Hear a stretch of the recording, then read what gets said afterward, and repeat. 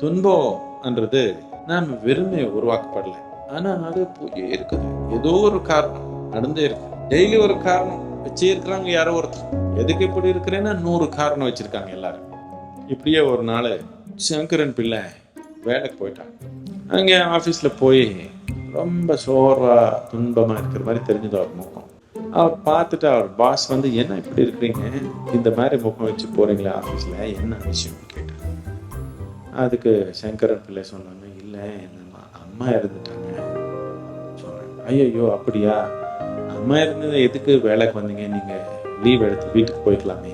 அதுக்கு இல்லை எப்படி வந்துட்டேன், வீட்டுக்கு போய் என்ன பண்ண போகிறேன், நான் வேலை முடிச்சுட்டே போய்க்கிறேன்னு சொன்னேன். சரி என்ன முடியுமோ பண்ணுங்க, இல்லைன்னா நீங்கள் ரெஸ்ட் பண்ணிக்கிங்க சொன்னாங்க. இன்னும் கொஞ்சம் நேரத்துக்கு அவருக்கு ஒரு ஃபோன் வந்தது.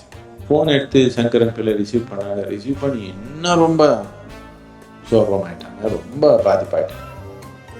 பாஸ் வந்து இன்னும் நடந்துருச்சு, இப்போ காலையிலேயே அம்மா போயிட்டாங்க, இப்போ இன்னொன்று என்ன நடந்துச்சு, உங்களுக்கு இவ்வளோ துன்பம் ஆயிட்டீங்களேன்னு கேட்டாங்க.